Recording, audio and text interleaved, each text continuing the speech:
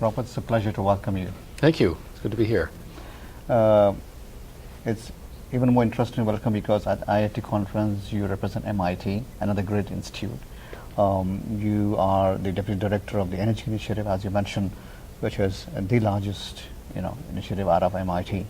Let's spend a little bit of time on trying to learn from you the initiatives and the efforts that go into the Energy Institute there. Well, we're a very broadly focused, that isn't a contradiction in terms, initiative in all of energy. We're looking at renewables, clearly, but we're also looking at conventional energy sources, fossil energy sources. But beyond that, we're looking at how energy is used in society. And we have many programs that look at specifically energy efficiency in cities, energy efficiency in things like cars, energy efficiency in manufacturing processes, even energy efficiency in the extraction of fossil fuels from the ground, for example, which is a major consumer of energy, as you can imagine. And we work with a group of faculty that began only 35 or 36 in number when the initiative was first created in 2007 under the direction of Ernie Moniz, who's now the Secretary of Energy in the United States, who you may have seen on TV recently negotiating this Iran deal, as a way of trying to increase interest among faculty in energy research and find ways to get it funded. And over the last 8 years, as the initiative has progressed, we've involved now fully a third of our entire faculty. Over 300 people now consider themselves to be energy researchers. And so it's become a very big enterprise. We've well over 1,000 graduate students have been supported. Many hundreds of undergraduates have taken our energy minor, which teaches them about energy, technology, and policy. And we've really begun to have an impact on MIT as an institution through that work. We also try to reach out to the rest of America, to Americans, to inform them about their energy choices and what's coming, but in particular to policymakers in Washington, to make them aware of the opportunities and threats we face. Clearly, we face a major threat from climate change, and through technology have many opportunities to change course. We analyze the economic consequences of different choices and different policy frameworks that can be enacted. And through a series of publications that we've produced, entitled The Future of ... where ... could be nuclear, coal, or even most recently solar, to let them know in an orderly way what can be done and what needs to be done. And that has been effective as well. I'd like to come back to the policy part, but before that, one of the ways where schools like MIT distinguish itself from other schools in terms of research is how do you commoditize the research and take it out to the market? I think that's where MIT and other schools similar to that excel. I was trying to learn from you, so other students who are aspiring can learn from that. How is that different, and how do you enable that? That's a very good question. We've been studying it. MIT has certainly long been a hotbed of entrepreneurialism, and we have a very entrepreneurial faculty and some very good policies in place that give them the freedom, in fact the encouragement, to form ventures from their inventions and to be able to get control of their inventions. But the students and past students play a very, very important role also. And what we've been learning in particular with energy is that many of the energy-related ventures that have come out of MIT in the last several years have come from, in a sense, the outside in. Students who have formulated their own ideas about what technology can do and how money could be made and a business could be formed. And then they come back to MIT and become involved through some of our programs, like our entrepreneurship programs, or perhaps through taking a graduate course, or beginning to work with a faculty member who they know from years before. So it turns out that the majority of our energy-related businesses have started that way. The policy question, I don't think I need to say that, but it's one of the strongest lobbies in the world in terms for energy.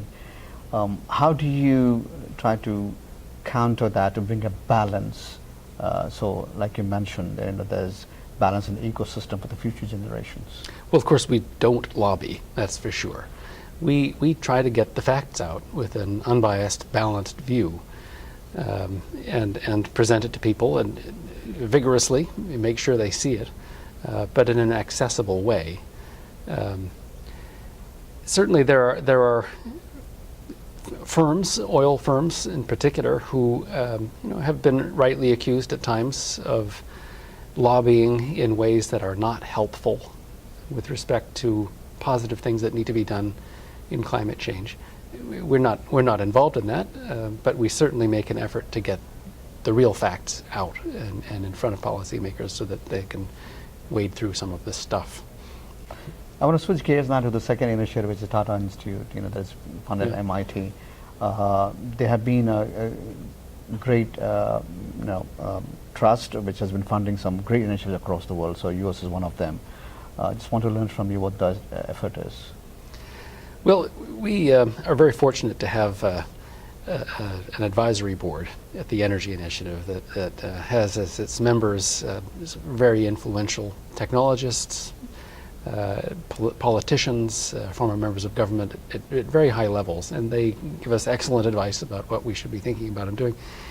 It's chaired by the president of the university, Raphael Reif, and co-chaired by George Shultz, who was our former Secretary of State under Ronald Reagan, who you may remember, a remarkable person.